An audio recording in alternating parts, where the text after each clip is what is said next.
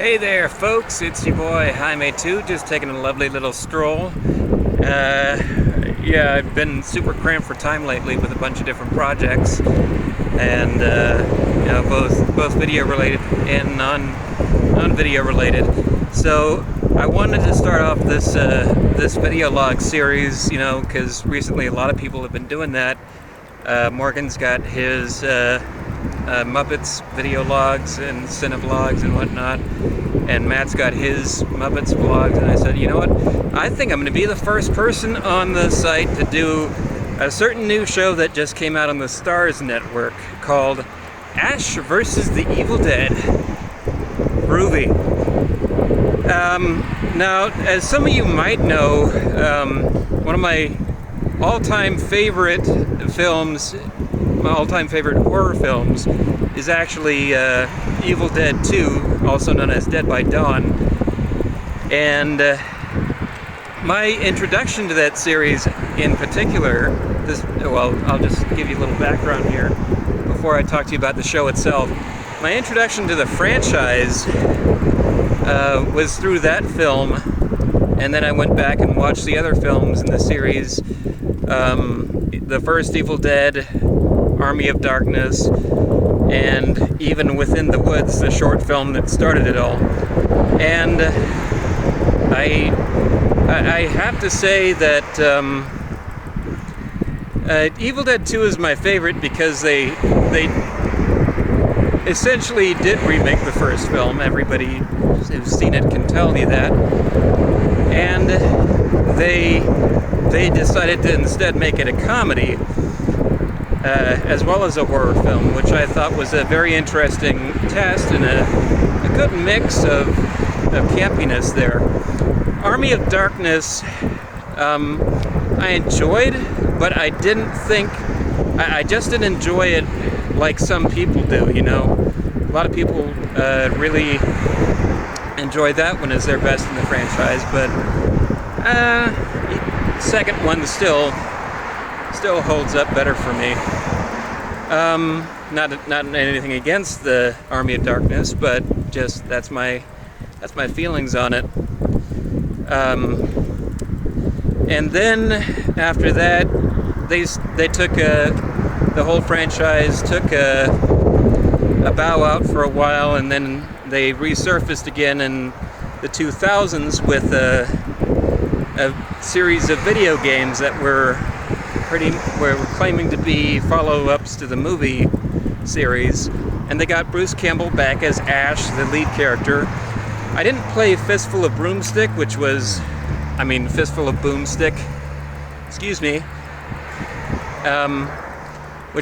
believe, the second game in that particular series, but I did play the first one, Hail to the King Baby, which was on the Sega Dreamcast, and I kind of let my love for the franchise as a whole affect my decision to buy that game, because when I think back on it, actually, it's really kind of a broken game. I mean, it looking back on the gameplay and everything, it just feels broken to deal with. The controls are busted, and what have you.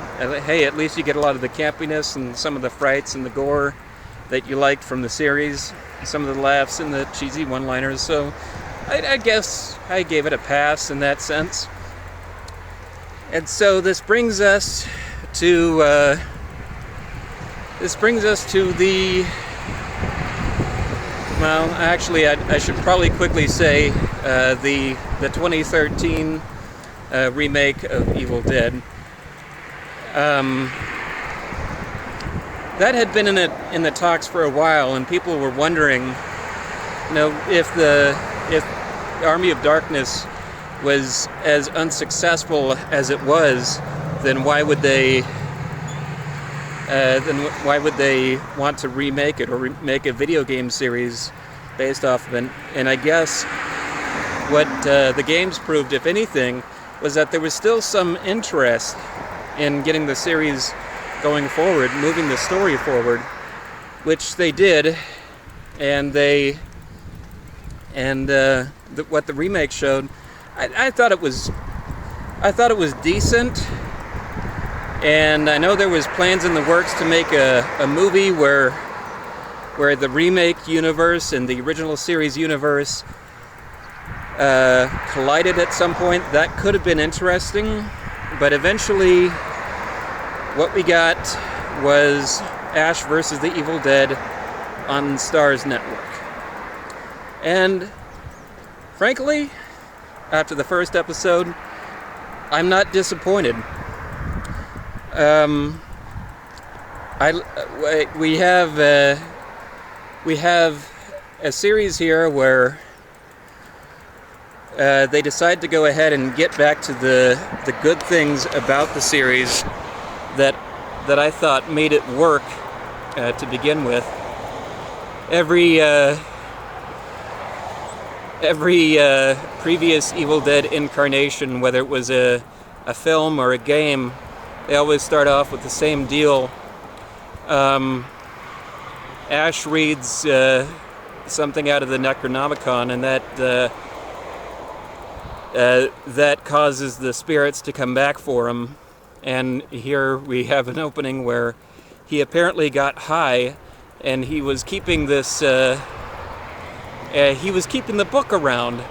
I'm thinking, why did you not bury this thing or burn it like you did in the first film, and just get rid of it? And well, we gotta have another movie. You're not complaining too much, right? Well, I guess I'm not. Yeah, Ash is much older, but he's still cocky, and he's still living by himself, still trying to be a tough guy playboy, he's not working at S-Mart anymore. He's working at he's working at some other marketplace. I forget the name of it, but I guess somebody owns S-Mart now, so they can't say that. Or maybe he just got fired at the end of Army of Darkness because he loaded up shotgun shells and pretty much killed somebody. But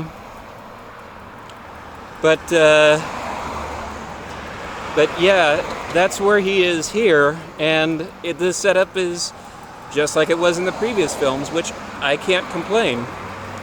I'm going to say, if this is how we get to have Ash back, then I think that's going to be pretty much acceptable for this. So we have a bunch of new characters, thankfully. Also, there's the case. One of his co-workers is this Latino guy who gives him who tells him about this legend of a character called El Jefe, who's, by the way, that's the title of the episode, El Jefe, which means the boss in Spanish.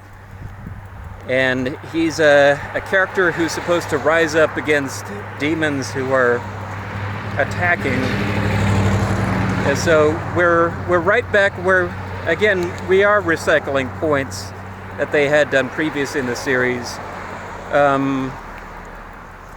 The whole spiel with Army of Darkness was that Ash was doing this Chosen One thing where he was a guy with a chainsaw and had to fight off the Deadites. Well, here he is again. He's the prophesied one and trying to fight it off, but eventually just sort of bows down to it and takes it in, accepts it.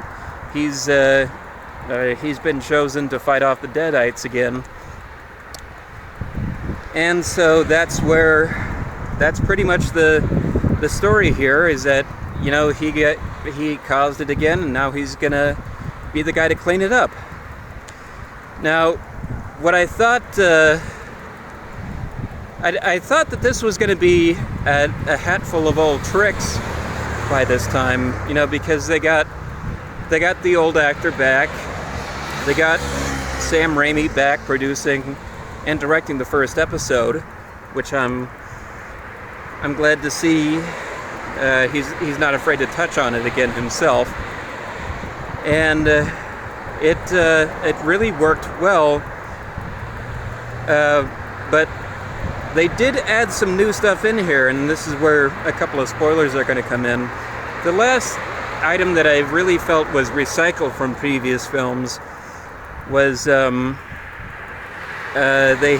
do have. They introduced a character who's I guess DEA or whatnot, who has to gun down a deadite in the first 5-10 minutes, and unfortunately it possesses her partner, which she also has to shoot down too. And with her partner, they do the whole fake out thing, you know, where the deadite is possessed, and then they suddenly start pretending like they're their old person and say, "Please don't shoot me. We had such good times together." I'm like, okay, they did this. They did this in the previous movies, the first two, with Ash's girlfriend. And you think that, okay, having it be completely recycled would be annoying at this point, but actually I kind of forgave it, because this is a fresh character, so she doesn't know any of the old tricks that the series has had so far. It's not like she can jump outside the series and rewatch the first two movies. So I accepted it, and definitely the most welcome change of all, which I really thought was just so terrific, was there's one scene in the film where Ash is back. He's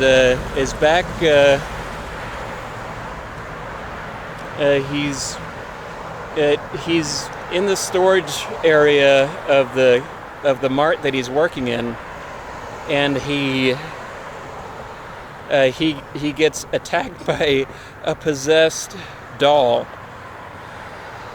And for me, the first thing I was thinking of was, okay, it's the China doll from Oz the Great and Powerful. Just got pissed and decided to attack Ash for no apparent reason. No, yeah, that was just me being a joker while watching this, and that's kind of maybe what Sam Raimi was thinking here. Was maybe when he was doing Oz the Great and Powerful, he just thought, well, wouldn't that be funny if this character attacked Ash? Let's see what happens. It's a scene that's sort of brilliant in the same style as other films like Gremlins, where you get this sort of menacing pint-sized creature going after a lead. And to me, it actually reminded me of Evil Dead 2 again, in which only in terms of the pacing and the action and the humor, it reminded me very much of the part in that film where Ash's hand got possessed and started kicking his ass up and down the kitchen. Because that's what he's doing here. He's got this doll on his face. He's trying to knock it off, and he reaches over, grabs the first thing that he can find. It's a plant pot, and he keeps bashing all these different plant pots against this thing, trying to get it off. And you gotta see it. It's cracking me up the whole time. And finally, I want to talk about also the effects work that was done here.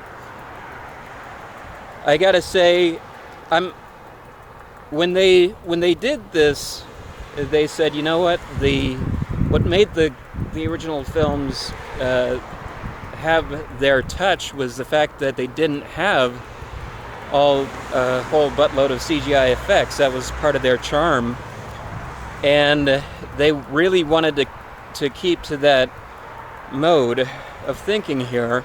They really wanted to stick to that aesthetic, and I appreciate that. I really do. They're not going the way of having stop motion effects like they did in Army of Darkness. That would be a little bit too dated. Actually, yeah, I correct myself there. They had stop motion effects in all of the previous films to some degree, but this, no stop motion here. If they really needed to go for something like that couldn't be achieved realistically, that's where they did do CGI enhancements here. Like one guy gets shot in the head, and when that happens, the head explodes and there's blood flying all over the place, because, hey, it's that kind of show. But why it still works is because the rendering on the blood is not particularly perfect. It still has this very cartoonish look to it, and that to me solidifies the whole feel of the show and the franchise. It's supposed to be not gory for the sake of grossing you out. It's gory for the sake of being silly, and so the blood doesn't look entirely real when you blow somebody's head off. I can live with that. I can. As for the rest of the effects, they had this nice little